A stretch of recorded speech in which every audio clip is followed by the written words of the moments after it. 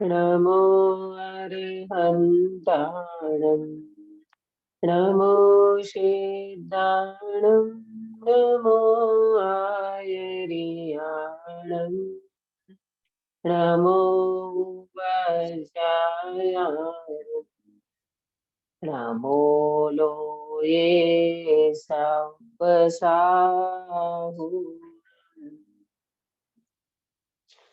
हाँ, अगला चरण जागृति बेन।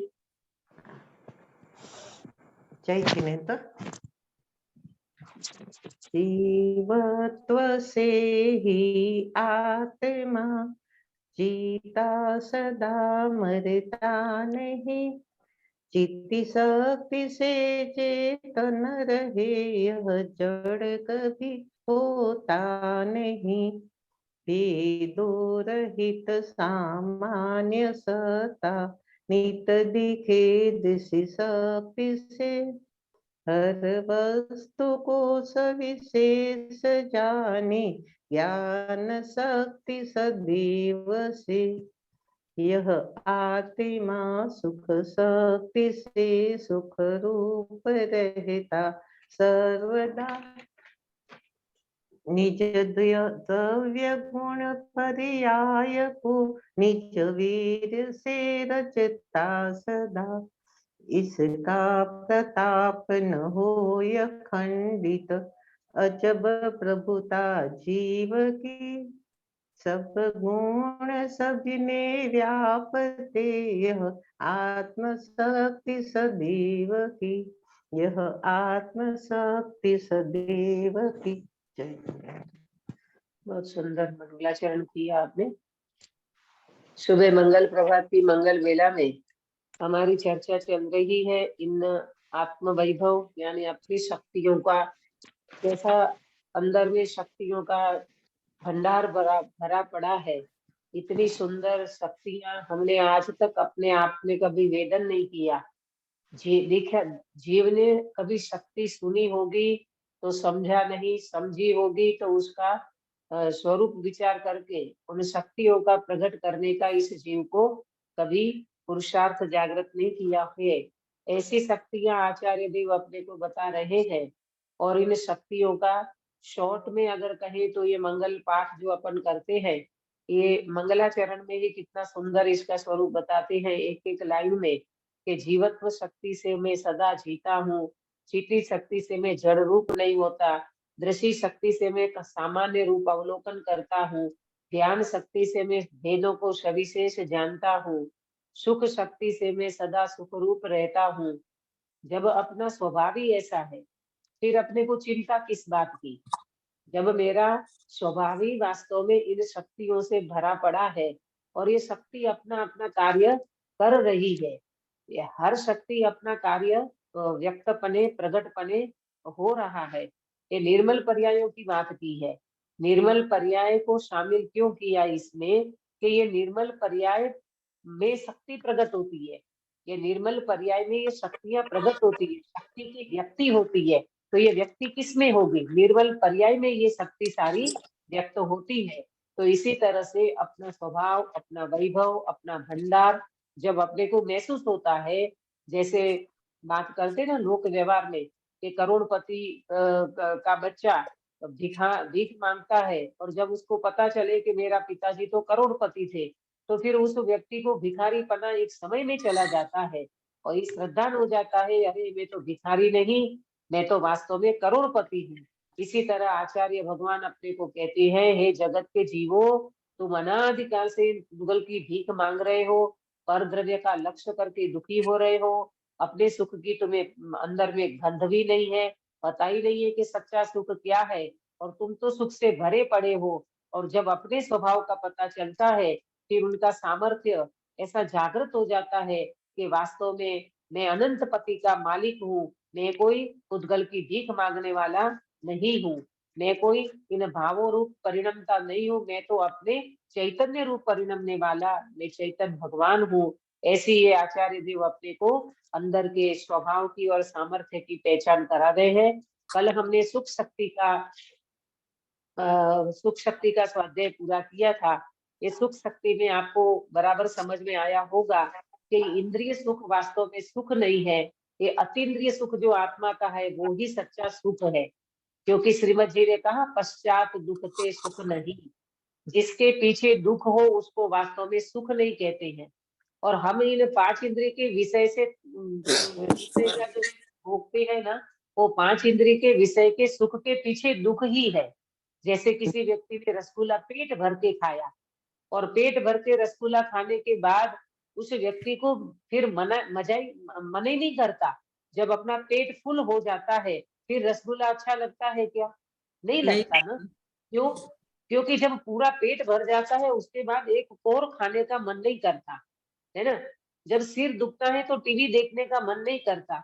जब घर में कुछ घटना घट जाती है ना तो मूवी देखने का मन नहीं करता। ऐसा क्यों होता है? क्योंकि इंद्रिय सुख में वास्तव में सुख नहीं है। सुख तो अपने स्वभाव में है। सुख नाम का गुण आत्मा का है, सुख नाम का गुण जड़ में नहीं है। ये बात अपने को बहुत अच्छी तरह से समझ लेना चाहिए। दूसरी बात ये है, अगर स्वभाव में सुख है तो वो टल सकता नहीं है। और स्वभाव में मूल में अगर सुख नहीं होता तो वो सुख मिलता कैसे? ख्याल में आया गिरीश भाई? स्वभाव में सुख हो तो वो टल नहीं सकता। यानी स्वभाव सुख से भरा है तो वो स्वभाव में सुख है ना, तो वो कभी टलेगा नहीं, माने कभी उसका नाश नहीं होगा। और दूसरी बात, अगर स्वभाव में सुख होता नहीं तो फिर मिले कैसे? अपन बोलते ना, जो वस्तु जिसमें होती है वो वस्तु उसी में से प्राप्त होती है। कोई व्यक्ति रेती में से तेल निकाले तो कैसे मिलेगा? कोई व्यक्ति पानी को भिगोगे तो मक्खन कैसे मिलेगा? तो इसी तरह जो वस्तु जिसमें होती है वो वस्तु उसी में से प्राप्त हो सकती है। तो सुख कहाँ से मिलेगा पंकज भाई?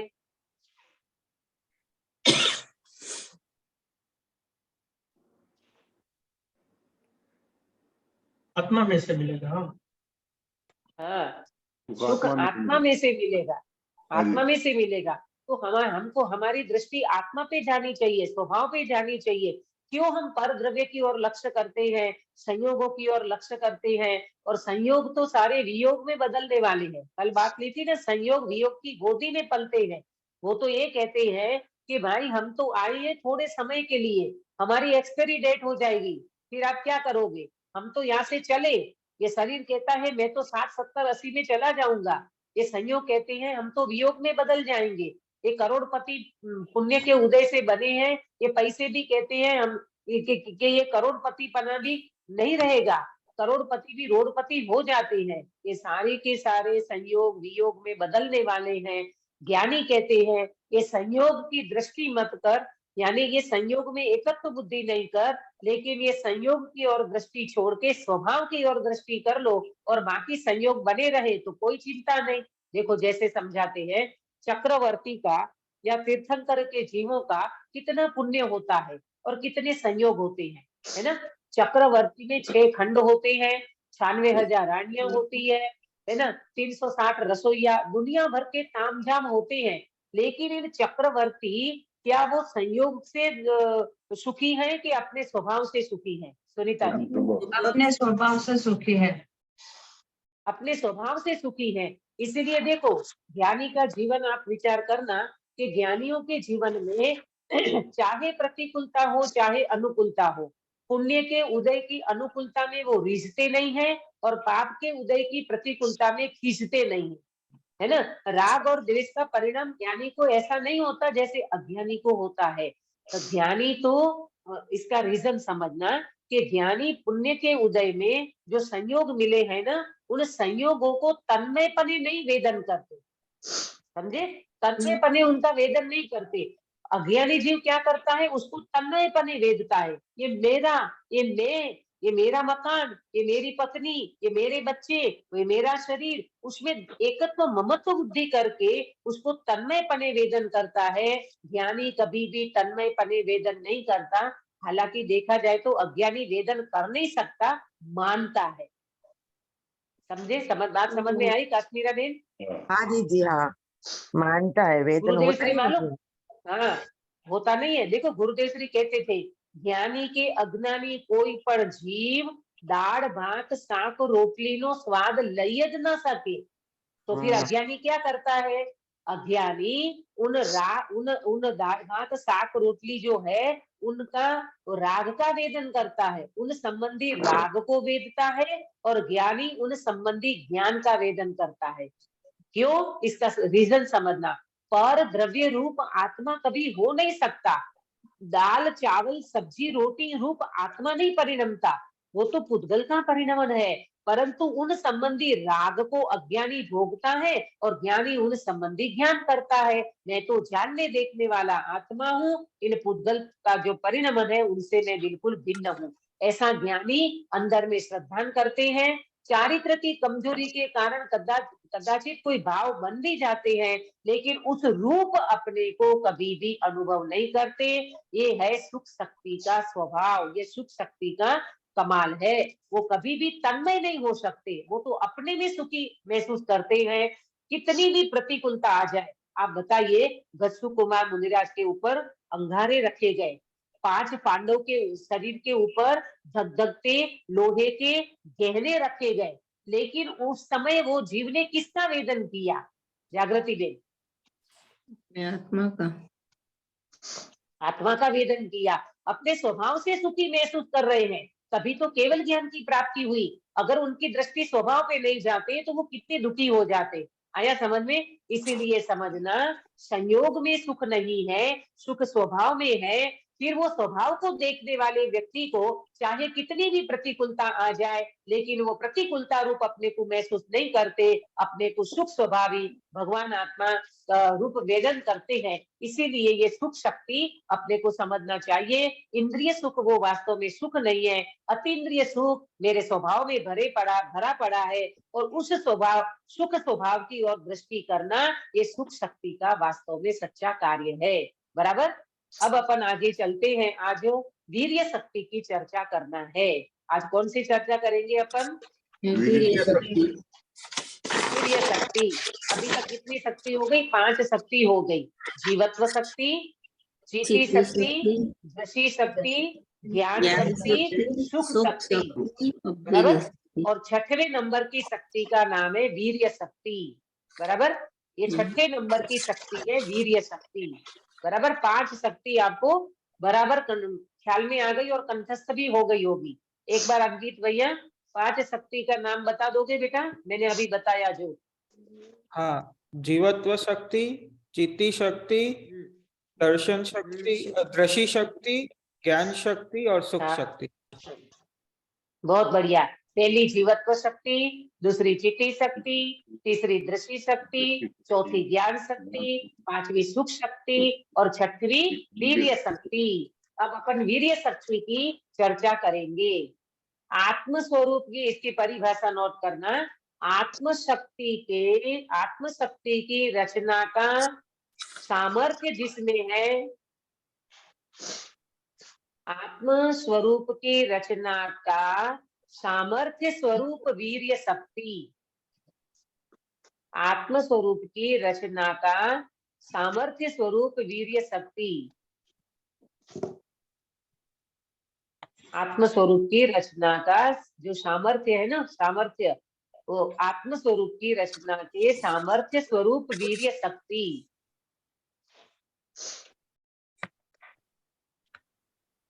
देखो कैसी एक एक शक्तियां कैसी सीक्वेंस में आती जाती है ना। ये सारी शक्तियां देखो, अपने को ये लगता है ये सारी शक्ति आत्मा के असंख्य प्रदेश में बिल्कुल छाई है, बिल्कुल ऐसी पड़ी है कि जैसे ये शक्ति, जैसे व्यक्ति अपने आत्मा का अनुभव करे ना, तो ये सारी शक्तियां अभेद रूप अनुभव में आती है। अभी तो अपन इनकी चर्चा करते तो क्रम से करते हैं, परंतु जब अनुभव होता है तो सारी शक्तियां अभेद रूप से अनुभव में आती है। बराबर। तो ये शक्ति का नाम है वीर्य शक्ति। और वीर्य शक्ति की परिभाषा क्या बताई? आत्म शक्ति के रचना के सामर्थ्य स्वरूप वीर्य शक्ति। आत्म स्वरूप की रचना के सामर्थ्य स्वरूप वीर्य शक्ति। बराबर। आत्म स्वरूप की रचना कौन करता है? आत्म स्वरूप की रचना देखो, जैसे हमारे ये शरीर की रचना कौन करता है? ये शरीर की रचना कौन करता है? काश्मीरा में शरीर की रचना किसने की? तुम्हारे शरीर की रचना दीदी मतलब नाम कर्म के उदय से शरीर मिलता है, तो नाम कर्म के पुद्गल मतलब पुद्गल होती है कि बराबर हाँ, है? जो थोड़ा बहुत हाँ बराबर है, लेकिन इसमें समझना नाम कर्म का निमित्त है, बराबर।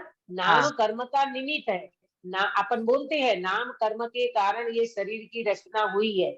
नाम कर्म निमित्त रूप से है और पुद्गल परमाणु की रचना उपादान है। उपादान निमित्त का बराबर समझना, निमित्त नैमित्तिक भी समझो इसको कि कैसा होता है कि ये जो शरीर की रचना हुई ना, तो उसमें कर्म का उदय निमित्त बना। नाम कर्म के उदय का निमित्त है और यहाँ पर पुद्गल परमाणु की रचना होने का कार्य है, बराबर। तो नैमित्तिक में पुद्गल की रचना, पुद्गल की रचना और निमित्त में कर्म का उदय, तो इससे बना हमारा ये शरीर, बराबर। काश्मीरा में आया समझ में? हाँ हाँ दीदी, आया है। हाँ, इसको ऐसे समझना, नहीं तो फिर क्या हो जाएगा, कर्म से शरीर मिला, कर्म के कारण ये हुआ, तो फिर कर्म के ऊपर सारी बातें आ जाएगी। नहीं, जैन बराबर। दर्शन एक एक वस्तु कर्म की में स्वतंत्रता समझाता है। हाँ, वो ये बताती है कि भाई कर्म का उदय तो निमित्त है, लेकिन कर्म के उदय के निमित्त के समय नैमित्तिक क्या था, अपने जीव के भाव के निमित्त से ये पुद्गल परमाणु की जो रचना हुई ना, वो उनका नैमित्तिक पना है और कर्म का उदय उसमें निमित्त है। यानी निमित्त नैमित्तिक संबंध से ये इस प्रकार का भाव बनता, जीव का भाव भी है उसमें निमित्त, और शरीर की रचना होने का, उसी समय शरीर का आकार होने का, परिणमन होने का उसी समय ऐसा कार्य बनता है, तो कर्म का उदय उसमें निमित्त होता है, बराबर। तो दीदी जीव का भाव नहीं लेना, उसके बदले में पुद्गल की रचना लेना, नैमित्तिक के जीव का भाव ले उपादान पुद्गल की देखो, देखो दोनों बातें आएंगी। जब अपन जीव की ओर से बात करेंगे ना, तो जीव का भाव उसमें निमित्त बनेगा। देखो, जीव का भाव निमित्त और शरीर की रचना जो हुई, ये अंगोपांग की रचना हुई, तो ये अंगोपांग की रचना को अगर कारण कहेंगे, अंगोपांग की रचना को अगर नैमित्तिक कहेंगे, तो जीव का भाव निमित्त बनेगा। और यहाँ जीव के भाव को नैमित्तिक कहेंगे, तो ये कर्म का उदय निमित्त बनेगा। ये दोनों निमित्त नैमित्तिक दोनों तरफ से आप किस अपेक्षा से बात करोगे, वैसे वो घटित होगा। बराबर। हाँ हाँ आया ख्याल में? हाँ हाँ, हाँ। देखो अपन यहाँ से बात करें ना कि ये जीव को कैसा शरीर मिला, बिल्कुल कद्रूपा शरीर मिला, ठीक है, कद्रूपा शरीर मिला। अब ये कद्रूपे शरीर का कारण कौन, ये कद्रूपे शरीर का कारण कौन, कि उनको बिल्कुल कढंगा शरीर मिला, कद्रूपा शरीर मिला, कोई देखने को तैयार नहीं है, ऐसा शरीर क्यों मिला, ये जब बात करने में आएगी तो जीव की ओर से बात करी जाएगी। जीव ने ऐसे परिणाम किए हैं, जीव ने ऐसे भाव किए, तो जीव का भाव हो गया नैमित्तिक, और ये कद्रूपा शरीर मिलने में कौन कौन निमित्त बना, तो बोले कर्म का उदय। हाँ हाँ बराबर दीदी। हाँ आया शरीर?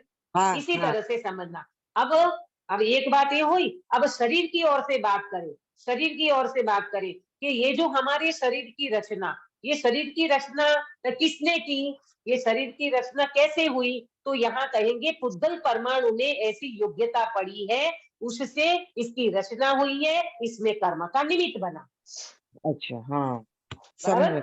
हाँ दीदी। हाँ एंगल एंगल समझना काश्मीरा में, जब अपन जीव के भाव की ओर से बात करेंगे, तो जीव के भाव को नैमित्तिक कहेंगे और कर्म को निमित्त कहेंगे, और जब अपन शरीर की ओर से बात करेंगे, तो शरीर को कहेंगे नैमित्तिक और जीव को भाव को कहेंगे निमित्त, अरे हाँ दीदी। सॉरी, कर्म को कहेंगे निमित्त, हाँ दीदी। बराबर। हाँ हाँ चलो, ये तो अपन शरीर के उसमें चले गए, अभी अपन आत्मा के ऊपर आते हैं। वीर्य शक्ति, आत्म स्वरूप की रचना के सामर्थ्य स्वरूप वीर्य शक्ति, ये आत्म स्वरूप की रचना कौन करता है, ये आत्म स्वरूप की रचना किसमें होती है, ये आत्म स्वरूप की रचना करने वाला कौन है, बोले तुम्हारे अंदर में एक वीर्य पड़ा है, तुम्हारे अंदर में एक वीर्य शक्ति है, कि वीर्य शक्ति की ऐसी सामर्थ्य है कि वो अनंत निर्मल पर्यायों की रचना करता है। क्या बोला? वीर्य शक्ति का कार्य क्या है? अनंत निर्मल पर्यायों की रचना करना, ये वीर्य शक्ति का कार्य है, बराबर। निर्मल पर्यायों की रचना। अनंत, हाँ, दूसरा बिंदु नोट नोट करना, ये अनंत निर्मल पर्यायों की रचना करना ये वीर्य शक्ति का कार्य है। क्या करती है वीर्य शक्ति? वीर्य शक्ति का कार्य क्या है? तो बोले अनंत निर्मल पर्यायों की रचना करना ये वीर्य शक्ति का कार्य है। गिरीश भाई, सम्यक दर्शन, सम्यक दर्शन कौन सी शक्ति से होता है? वीर्य शक्ति से। सम्यक दर्शन का परिणमन होना, सम्यक दर्शन प्रकट होना, ये कौन करता है? वीर्य शक्ति से सम्यक दर्शन, केवल ज्ञान, मोक्ष, सिद्ध दशा, ये अनंत निर्मल पर्याय कौन प्रकट करता है? वीर्य शक्ति के कारण अनंत निर्मल पर्याय प्रकट होती है, अनंत निर्मल पर्यायों की रचना होती है। ख्याल में आया पंकज भाई आपको? हाँ जी। टीना बेन? हाँ दीदी। हाँ, अब समझो। हाँ, अब समझना, आत्म स्वरूप की रचना के सामर्थ्य स्वरूप जो वीर्य शक्ति है, ये वीर्य शक्ति कितने गुणों में है गिरीश भाई? अनंत गुण में। सारे गुणों में है। हाँ, अनंत अनंत गुणों में वीर्य शक्ति है। श्रद्धा गुण में वीर्य शक्ति, ध्यान गुण में वीर्य शक्ति, चारित्र गुण में वीर्य शक्ति, ऐसे अनंत गुणों में वीर्य शक्ति पड़ी है। अगर अनंत गुणों में वीर्य शक्ति नहीं होती तो क्या दिक्कत खड़ी होती? कौन बताएगा? सुधाबेन?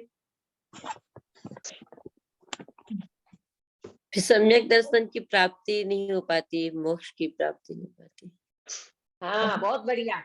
कि अगर श्रद्धा गुण में वीर्य शक्ति नहीं होती, ध्यान गुण में वीर्य शक्ति नहीं होती, चारित्र गुण में वीर्य शक्ति नहीं होती, तो फिर वो सम्यक दर्शन, वो फिर केवल ज्ञान, वो फिर वितरागता, ये प्रकट कैसे होती? क्योंकि एक वीर्य शक्ति क्या करती है?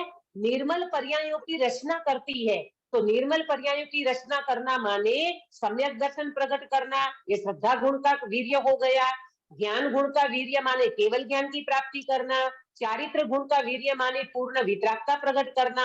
अगर ये वीर्य गुण अनंत गुणों में काम नहीं करता, वीर्य शक्ति अनंत गुणों में कार्य नहीं करती, तो हमारा ये मोक्ष मार्ग प्रकट ही नहीं होता, हमारी सिद्ध दशा कभी प्रकट नहीं हो सकती। और अनंत सिद्ध भगवान जो सिद्ध हो गए हैं, वो सिद्ध भगवान अपने सिद्धत्व को प्राप्त नहीं कर सकते। बराबर आया सभी को समझ में? ये वीर्य शक्ति को समझना बराबर कि ये वीर्य क्या है। अब अपन दूसरे बिंदु की चर्चा करते हैं। वीर्य दो प्रकार के, वीर्य का दो प्रकार, बिंदु नोट करना। वीर्य का दो प्रकार, एक जड़ वीर्य और एक चेतन वीर्य, मतलब स्वभाव का वीर्य।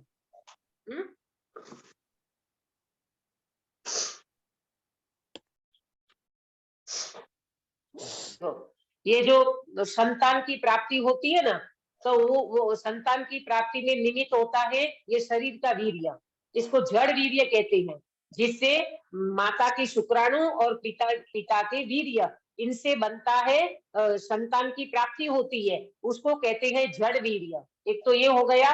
बाकी शरीर का वीर्य, शरीर का वीर्य माने शरीर का बल, बराबर, शरीर का बल। तो वो शरीर के बल की यहाँ बात नहीं है, शरीर के बल की बात नहीं है, यहाँ आत्म बल की बात है, चेतन बल की बात है, चेतन वीर्य की बात है। बराबर, दो प्रकार के वीर्य, एक जड़ वीर्य और एक चेतन वीर्य। जड़ वीर्य में शरीर के मतलब जिस क्या बोलते हैं, माता पिता के संयोग से जो संतान की प्राप्ति होती है वो शरीर का वीर्य, वो जड़ वीर्य की बात नहीं है। और दूसरा, शरीर के बल की भी बात नहीं है, बल की भी बात नहीं है, वो तो जड़ में चला जाएगा। शरीर भी जड़ है, वो जड़ में चला जाएगा। यहाँ आत्मवीर्य की बात है, ये बल की बात माने आत्म बल की बात है, स्वरूप की रचना करता है, ऐसा आत्मा का स्वभाव है। ये वीर्य शक्ति की यहाँ बात करते हैं। बराबर। चेतन वीर्य में क्या लिखेंगे फिर दीदी, कैसे लिखे? मतलब चेतन वीर्य में आत्मा के स्वभाव की रचना करना, ये चेतन वीर्य है। स्वरूप की रचना करना, ये चेतन वीर्य है जी। बराबर जी। निर्मल पर्याय की रचना होना ये चेतन वीर्य की बात है। देखो, शरीर की रचना, समाज की रचना, मकान की, देश की रचना करे वो जड़ वीर्य है, वो चेतन वीर्य नहीं है। ये आत्मा की शक्ति का कार्य नहीं है। आत्मा तो यानी वीर्य शक्ति तो अपने अनंत गुणों की रचना करती है, यानी अनंत निर्मल पर्यायों की रचना करती है। ये वीर्य शक्ति का कार्य है। फिर अपन दुनिया भर की टेंशन क्यों पालते हैं? इनका मैं कर दूं, उनका मैं कर दूं ने, इनका ये करूं ने, उनका वो करूं। अरे कहते तू पर ने कुछ कर ही नहीं सकता भाई। तू तो अपनी आत्मा की शक्ति का वीर्य शक्ति तू अपने अंदर में तेरी कार्य कर सकता है। वीर्य शक्ति तू अनंत निर्मल गुणों की परिणमन तू कर सकता है। तू तेरी अनंत निर्मलता को प्रकट कर सकता है। तू पर द्रव्य में कुछ भी नहीं कर सकता। तो फिर मकान बनाना, दुकान बनाना, समाज संभालना, संस्था संभालना, शरीर को मेंटेन करना, ये कौन करता है?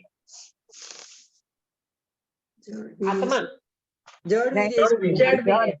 जड़ वीर्य से। जड़ वीर्य। अरे वो जड़ वीर्य पुद्गल का परिणमन है, और पुद्गल के परिणमन का करता पुद्गल है, मैं नहीं हूँ। ये मैं शरीर को मेंटेन मैं नहीं करता, ये बॉडी को मेंटेन करने वाला मैं नहीं।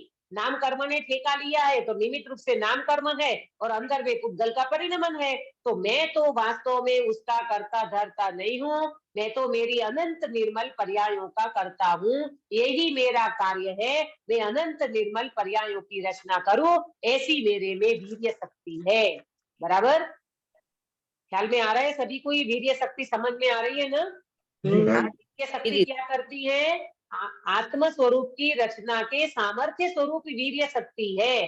अनंत निर्मल पर्यायों की रचना ये वीर्य शक्ति कर रही है। सम्यक दर्शन की प्राप्ति वीर्य शक्ति से होती है। केवल ज्ञान की प्राप्ति वीर्य शक्ति से होती है। सर्वज्ञपना वीर्य शक्ति से प्रकट हो रहा है। ये जीव एक बार तेरी वीर्य शक्ति को देख अंदर में, वो कैसी रचना कर रही है अंदर में, निर्मल पर्यायों की कैसी रचना हो रही है। और तू कहाँ लगा है? जड़ में, शरीर में, समाज में, दुकान में, मकान में। मैं इसकी रचना करूं, मैं इसको बनाऊं, इसको मिटाऊं, इसको हटाऊं, इसको जुटाऊं। ज्ञानी कहते हैं तेरी एनर्जी अवगत की लग रही है, तेरी शक्ति व्यर्थ हो रही है, वेस्टेज जा रही है। एक बार तेरी वीर्य शक्ति को देख, तू सम्यक दर्शन से लेकर के केवल ज्ञान और मोक्ष को प्रकट कर सके, ऐसी तेरे अंदर में वीर्य शक्ति पड़ी है।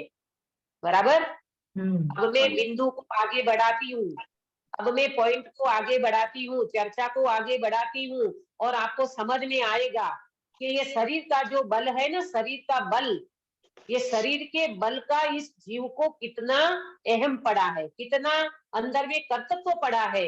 इसके लिए मैं आपको एक दृष्टांत देती हूँ जो आगम में आया हुआ है। गुरुदेव श्री इसको कई बार बताते हैं। अपने को इससे शिक्षा लेना है कि ये शरीर में बल, ये तो वास्तव में देखा जाए तो मेरा बल ही नहीं है।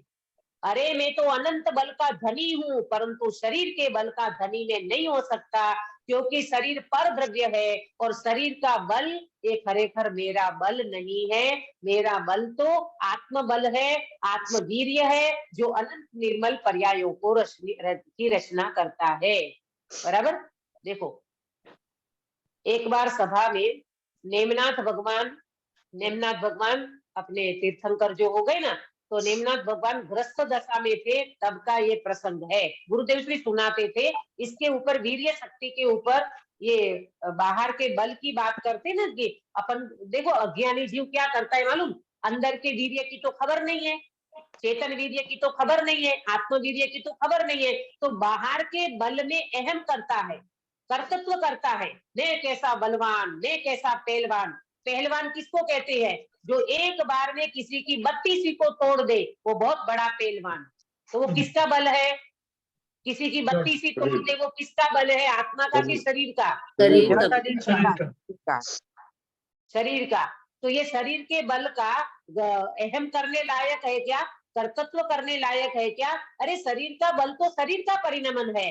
ये कोई चेतन का परिणमन की बात नहीं है भाई। अज्ञानी जीव शरीर के बल का अहम करता है, ज्ञानी जीव कभी भी शरीर के बल का अहम नहीं करते हैं, परंतु उनको अपने आत्मवीर्य की, आत्म बल की खबर है। ऐसा प्रसंग गुरुदेव श्री सुनाते थे। एक बार राज्यसभा में राज्यसभा में सब लोग बैठे हुए थे। नेमिनाथ भगवान जब ग्रस्त दशा में थे तब की बात है कि राज्यसभा में एक बार ये चर्चा निकली कि कृष्ण महाराजा, वासुदेव, ये सब राज्यसभा में बैठे हुए थे और ये चर्चा निकली कि सौथी बलवान, मतलब सबसे बलवान कौन है। राज्यसभा में प्रश्न आया कि सबसे बलवान कौन है। तो कोई कहते हैं पांडव बलवान है, कोई कहते हैं बलभद्र बलवान है, कोई कहते हैं कृष्ण बलवान है। ऐसी सब चर्चाएं चल रही थी। तो इतने में नेमी कुमार वहां पधारे। ये राज्यसभा में नेमी कुमार ग्रस्त दशा में थे, तीर्थंकर का जीव है ना ये, तो वहां पर पधारे। और वो पधारे तो बलभद्र ने ऐसा बोला कि आप जब बलवान की बल की बात कर रहे हो ना, कि शरीर के बल की जो बात कर रहे हो, ये तीर्थंकर का जीव जो नेमी कुमार है ना, ये सबसे बलवान है। इससे बलवान और कोई नहीं है, नेमी कुमार सबसे बलवान है। कौन कहता है? बलभद्र कह रहे हैं राज्यसभा में, बराबर। ये बात सुनी कृष्ण महाराजा, कृष्ण है ना, कृष्ण, ये कृष्ण और नेमी कुमार क्या है? भाई, रिश्ता क्या है? चचेरे भाई नहीं, हाँ, चचेरे भाई है। कजिन ब्रदर है ना। कजिन ब्रदर है ना, हाँ। चचेरे भाई है ना। तो कृष्ण, उनको ये सहन नहीं हुआ। वो कहते हैं कि ये क्या बात कर रहे हो तुम नेमी कुमार, क्योंकि नेमी कुमार छोटे थे और कृष्ण बड़े भाई थे उनके, बराबर। तो कृष्ण महाराजा से ये बात सहन नहीं हुई। उनको ये लगा इसको बलवान कहते हो, मैं तो उनसे बड़ा हूं और मैं बहुत बलवान हूँ। और अपने बलवान पने को अंदर में साबित करने का मन किया। तो कहते हैं चल नेमी तू आजा, अपन मल कुश्ती करते हैं और देखते हैं कौन जीतता है। तो ऐसे करके दोनों जन कुश्ती करने के लिए तत्पर हुए। तो नेमी कुमार उनको कहते हैं, हे बंधुवर, आप मेरे बड़े भाई हो, आपके साथ कुश्ती करना मुझे अच्छा नहीं लगता, लेकिन आपको अगर विकल्प आया ही है ना कि मैं बलवान हूँ और ये नेमी बलवान नहीं है, मुझे ज्यादा कोई विकल्प नहीं है। वो समझते थे तीर्थंकर का जीव है भाई, और ऐसे विकल्प आ गया उनको समझाने के लिए। तो वो कहते हैं बंधुवर, मैंने बड़े भाई, आप कुछ भी मत करो, अपन मल कुश्ती करने की बात तो बाद में, आप एक काम करो कि ये मेरा जो पैर है ना, पैर, ये मेरे पैर को आप यहाँ से उठा दो, यहाँ से जरा खिसकाओ, मेरे पैर को यहाँ से जरा सा खिसका दो आप। तो उनको ये लगा ये क्या बात करता है, इतना छोटा होकर के मेरे से कहता है मेरा पैर खिसका दो, एक सेकंड में मैं तेरा पैर को खिसका देता हूँ। परंतु इतनी मेहनत करी कृष्ण महाराजा ने, और इतनी मेहनत करने के बाद एक पैर को यहाँ से वहां नहीं कर पाए, बिल्कुल उनके पैर को नहीं खिसका सके। तब उनको समझ में आया, अरे ये पैर को वो खिसका ही नहीं पा रहे हैं। किसके पैर को? नेमी सुनीता कुमार, जी, नेमी कुमार के कौन कौन नहीं खिसका रहे? कृष्ण महाराज। कृष्ण महाराजा है ना, कृष्ण महाराजा खिसका नहीं पाए। और दूसरी बात, फिर नेमी कुमार कहते हैं चलो कोई बात नहीं, ये मेरी जो उंगली है ना, ये मेरी उंगली, ये लास्ट वाली उंगली, ये उंगली को आप टेढ़ी कर दो, मेरी सीधी उंगली है, इसको आप थोड़ी ऐसी टेढ़ी कर दो। इतनी मेहनत करी कृष्ण महाराजा ने, लेकिन उनकी उंगली को टेढ़ी नहीं कर पाए। समझ में आ रहा है पंकज भाई आपको? ये कौन सा जीव है, वो कौन सा जीव है जिसकी उंगली को टेढ़ी नहीं कर पा रहे हैं? ये कृष्ण महाराजा, तीन खंड के अधिपति, और वो नेमी कुमार, कौन सा जीव है नेमी कुमार? तीर्थंकर का जीव है। तीर्थंकर का जीव है भाई। और वो तीर्थंकर की उंगली को पूरी ताकत लगा दी, पूरी मेहनत करी उनने, पूरी शक्ति लगा दी, शरीर की पूरा बल लगा दिया, लेकिन उनकी लास्ट वाली जो उंगली है उनको उन्हें टेढ़ी नहीं कर सके।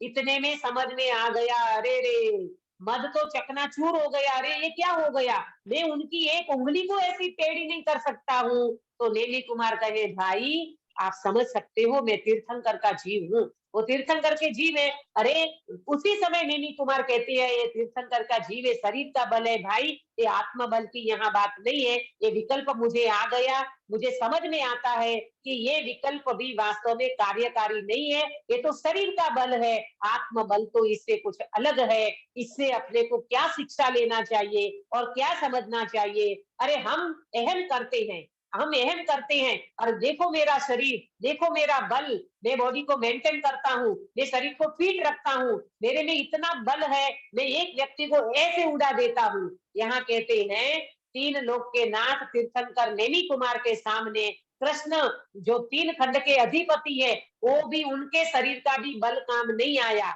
और यहाँ गुरुदेव श्री तो अपने को बारंबार कहते हैं, अरे ये शरीर सड़ा गड़ा देह, उसमें वास्तव में कोई दम नहीं है भाई, ये सली गली देह में जो भगवान आत्मा विराजमान है उसको दे और शरीर का अभिमान छोड़ दे। बात समझ में आया। ये वीर्य शक्ति अपने को कहती है कि शरीर के बल की बात नहीं है, आप शरीर का कर्तव्य तो मत करो। और सुनो, ये पंचम काल में अपने शरीर तो कितने कमजोर है। बाथरूम में एक व्यक्ति जाता है, ना करके अपन बाहर निकलते हैं ना, और पग जरा सा फिसल जाता है तो क्या होता है जागृति में,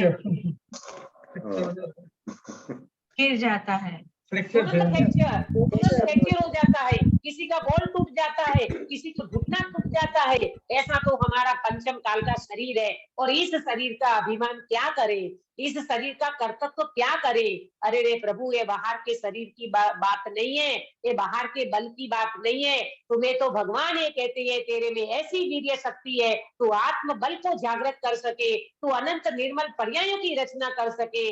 ऐसे चेतन वीर्य की बात है, ये जड़ वीर्य की बात नहीं है। ये प्रसंग से हमें ये समझना चाहिए, कभी भी अपने को शरीर के बल का अहम नहीं करना चाहिए, कर्तव्य नहीं करना चाहिए। समझ में आया। हाँ दीदी। हाँ प्रभु, ऐसी वीर्य शक्ति है अपने में। कश्मीरा में ये निर्मल पर्यायों की रचना करे, ये ताकत पूरी अपने में लगाना चाहिए। वीर्य शक्ति को समझ करके अपने को अपना अंदर में अपना बल जागृत करना चाहिए। प्रभु, मैं निर्मल पर्यायों को प्रकट करूं, पर द्रव्य का कर्तव्य तो मेरे हाथ में नहीं है। देखो सुनना ध्यान से, ये अपन कर्तव्य करते रहते हैं ना, मैं इनको ऐसा कर दूं, इनको ऐसा कर दूं। जैन दर्शन क्या कहता है, अनंत तीर्थंकर मिलकर के भी एक पत्ते को नहीं हिला सकते। और अन्य दर्शन कहता है भगवान की मर्जी से पत्ता हिलता है। और अनंत तीर्थंकर कहते हैं अनंत तीर्थंकर मिला करके भी एक पत्ते को नहीं हिला सकते। ये जैन दर्शन का परम अकर्ता वाद का प्राण है, ये अकर्ता पने की चर्चा है। आया समझ में। हाँ हाँ, एक पत्ते को हिला नहीं सकते, और तू कहता है मैं शरीर को ऐसा कर दूं ने वैसा कर दूं ने, मेरे में तो इतना बल है, मैं तो इनको एक झटके में इसको वहां फेंक दूं ने, ऐसा कर दूं। अरे भाई, एक कर्तव्य मत कर, ये अहम मत कर। बड़े बड़े महारथी भी ये बल को छोड़ करके, रावण में कितना बल था, सीता को अपनी कर पाया, नहीं कर पाया, और किसके हाथ से मरा, राम। राम, लक्ष्मण लक्ष्मण के निमित्त से मरा वो। आया समझ में। जरा भी अहम करने लायक नहीं है अपने शरीर का, बिल्कुल अहम नहीं करो, बिल्कुल कर्तव्य नहीं करो। सारी ताकत शरीर के बल की मत लगाओ। ये शरीर का जो बल है ना, वो तो जड़ है। यहाँ चेतन बल की बात है, चेतन वीर्य की बात है, आत्म वीर्य की बात है। और अपने में जो वीर्य शक्ति पड़ी है, वो अनंत निर्मल पर्यायों की रचना कर रही है। प्रभु, तो मेरी वीर्य शक्ति, मेरा बल, मेरी ताकत, मेरे आत्मबल, मेरा आत्मबल मेरे स्वभाव में लगे, ऐसे अपने को पुरुषार्थ करना चाहिए। बराबर। अब अगली बिंदु की बात करते हैं। अगर वीर्य शक्ति नहीं होती तो क्या होता, क्या प्रश्न है अक्षा बेटा। अगर वीर्य शक्ति नहीं होती तो क्या होता? क्या होता बताओ, वीर्य शक्ति नहीं होती तो क्या होता।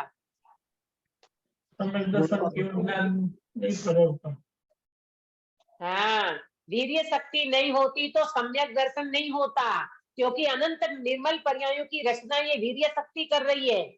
ऐसी शक्ति है अपने अंदर में जो आत्म स्वभाव के सामर्थ्य वाली, ये अनंत निर्मल पर्यायों की रचना करती है। प्रभु, अगर वीर्य शक्ति नहीं होती तो सम्यक दर्शन कहाँ से होता। वीर्य शक्ति नहीं होती तो मिथ्यात्व ही बना रहता। वीर्य शक्ति नहीं होती तो पंच परावर्तन मिटता कैसे? वीर्य शक्ति नहीं होती तो चतुर्गति का भ्रमण कैसे चलता? समझ में आ रहा है सुधाबेन? प्रेमलता जी? जी दीदी। हाँ, ऐसी वीर्य शक्ति है अपने में। ये वीर्य शक्ति के कारण ये सम्यक दर्शन प्रकट होता है। वीर्य शक्ति के कारण केवल ज्ञान, मोक्ष, सिद्ध दशा, ये सब वीर्य शक्ति से प्रकट होते हैं। अगर वीर्य शक्ति नहीं होती तो जीव हमेशा मिथ्या दृष्टि बना रहता। वीर्य शक्ति नहीं होती तो भव भ्रमण कभी मिटता नहीं।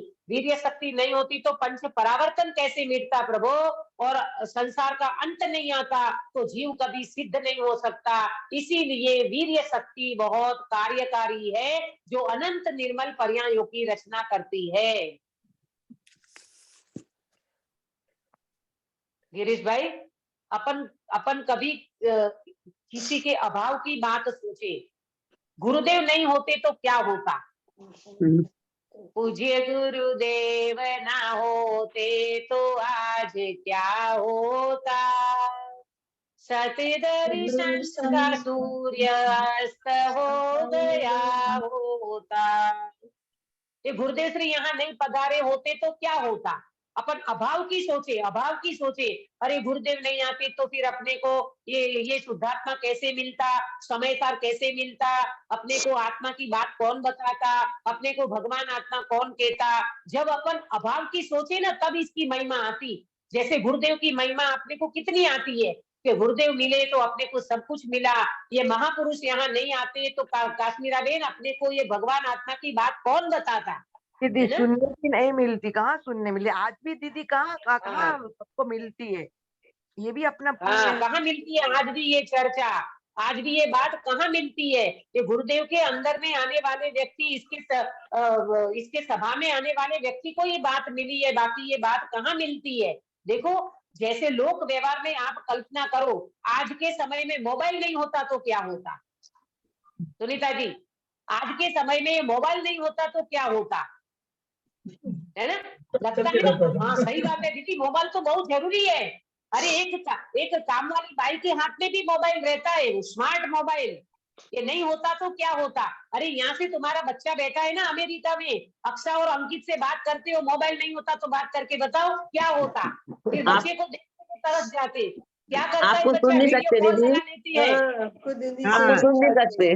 दीदी हमें सुबह सुबह इतना हाँ, ये सबसे बड़ी बात। सुनने में। आप तो सुन नहीं सकते, ऑनलाइन में क्लास नहीं ले सकते, चर्चा नहीं सुन सकते, झिलवानी नहीं सुन सकते।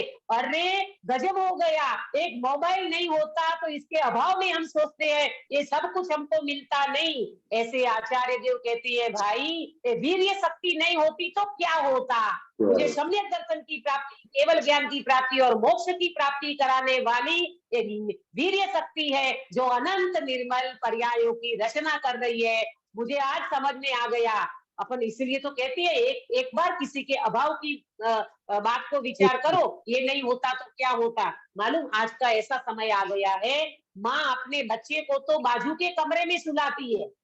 आज सब सेपरेट हो गया ना, सबको अलग अपनी स्वतंत्रता चाहिए, तो माता पिता अपने बच्चे को तो बाजू के कमरे में सुलाते हैं, लेकिन मोबाइल को बाजू में ही रखते हैं। बाजू में रखते हैं। हाँ, मोबाइल तो जहाँ खुद सोती है ना, वहाँ बाजू में मोबाइल को सुलाते हैं। या वो तुरंत पता चले किसी का मैसेज आया, फोन आया, ये आया, वो आया, वो तुरंत मोबाइल तो पास में चाहिए। अरे प्रभु, आपको पता है 5 क्या बोलते हैं उसको?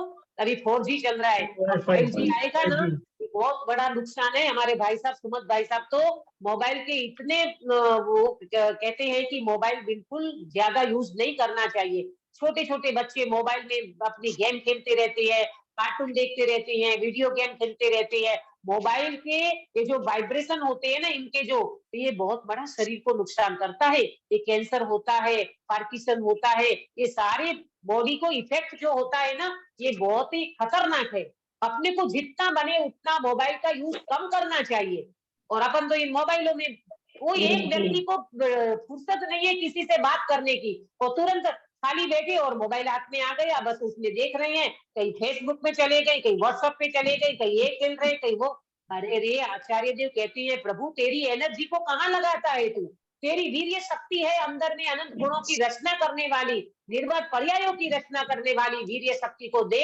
ये जड़ वीर्य को क्या करेगा तू? और ये जो अपन कहते हैं ना मोबाइल वगैरह, ये साधन तो मात्र एक अभी कहे ना तो एक ऑनलाइन पे अपन स्वाध्याय सुन लेते, इतना इसका उपयोग करो प्रवचन सुनने मात्र तक, बस। बाकी कोई इसमें घुसने जैसा नहीं है। एक बार उसमें चक्कर में चले गए ना तो वो बहुत खतरनाक है, इतना खतरनाक है, इसकी व्यक्ति को ऐसा व्यसन लग जाता है, इसके बिना उसको चैन नहीं पड़ती। प्रभु ये शक्ति कहाँ जा रही है? अपनी आत्मा की शक्ति को देखो प्रभु, कैसे केवल ज्ञान की प्राप्ति कर लो, मोक्ष दशा को प्राप्त करा दे। ये है वो गूगल पे जाते हैं, गूगल गुरु, गूगल में सब कुछ मिलता है। अरे कुछ नहीं मिलता। गूगल सम्यक दर्शन करा सकता है क्या मंगल भाई? कभी नहीं। नहीं करा सकता। नहीं करा सकता। तो फिर नहीं। दुनिया की जानकारी से हमें क्या करना है? अरे हमारा दुख दूर ना करे तो वो गूगल का है किस काम का? हमारा हाँ। दुख दूर करने वाला हमारा भगवान आत्मा है प्रभु, सुख से लबालब भरा हुआ, वीर्य शक्ति का भंडार, तेरी चेतन शक्ति को जागृत करने वाला। एक अंदर में वीर्य शक्ति ऐसी पड़ी है, अनंत निर्मल पर्यायों की रचना कर देगी, तेरा मिथ्यात्व चला जाएगा। सम्यक दर्शन, मुनि दीक्षा, केवल ज्ञान, वितरागता और सिद्ध दशा ऐसी प्राप्त करने वाली ये वीर्य शक्ति, इस वीर्य शक्ति को अपन जागृत करें। और ये वीर्य शक्ति के अभाव में जब अपन सोचते हैं प्रभु ये नहीं होती वीर्य शक्ति अपने अंदर में, तो कैसे हमको समझ में आता? जब वीर्य शक्ति का कार्य हमने सोचा, राग की रचना करे वो वीर्य शक्ति नहीं, निर्मल पर्याय की रचना करे वो वीर्य शक्ति है। तो मुझे अब वीर्य शक्ति को ही जागृत करके निर्मल पर्याय को प्रकट करना है, मुझे मिथ्यात्व में नहीं रहना है। इतनी सुंदर चर्चा ये वीर्य शक्ति की है।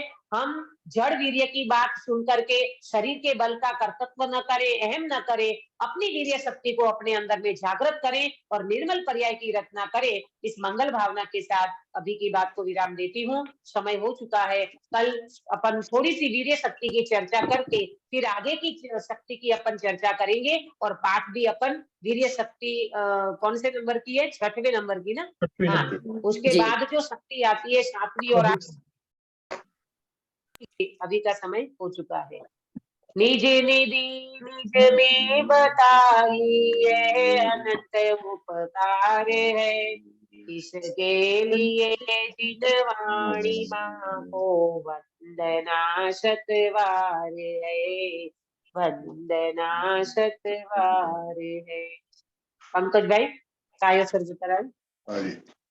नमो ओरियंटाणं, नमो सिद्धाणं, नमो आयर्याणं, नमो वज्रायाणं, नमो लोहे सवसावणं, नमो ओरियंटाणं, नमो सिद्धाणं, नमो आयर्याणं, नमो वज्रायाणं, नमो लोहे सवसावणं, नमो ओरियंटाणं, नमो सिद्धाणं, नमो आयर्याणं, नमो वज्रायाणं, नमो लोहे सवसावणं, नमो ओरियंटाणं, नमो सिद्धाणं, नमो आयर्याणं, नमो वज्रायाणं, नमो लोहे सवसावणं, नमो ओरियंटाणं, नमो सिद्धाणं, नमो आयर्याणं, नमो वज्रायाणं, नमो लोहे सवसावणं, नमो ओरियंटाणं, नमो सिद्धाणं, नमो आयर्याणं, नमो वज्रायाणं, नमो लोहे सवसावणं, नमो ओरियंटाणं, नमो सिद्धाणं, नमो आयर्याणं, नमो वज्रायाणं, नमो लोहे सवसावणं, नमो ओरियंटाणं, नमो सिद्धाणं, नमो आयर्याणं, नमो वज्रायाणं, नमो लोहे सवसावणं, नमो ओरियंटाणं, नमो सिद्धाणं, नमो आयर्याणं, नमो वज्रायाणं, नमो लोहे सवसावणं। ये सो पंचनो करो सवो भाव पराकरो मंगलान चलो पढ़वंग होई मंगलम। बोलो अंतर्मुख मुद्राधारी सर्व जिनेन्द्र भगवान की जय हो। नित्य बोधिनी द्वादशांगमयी जिनमाणी माता की जय हो। 3 कम 9 करोड़ सर्वे वितरागी महामुनि राजों की जय हो। परम अहिंसामय वितरागी जैन धर्म की जय हो। सभी को जय जिनेन्द्र। जय।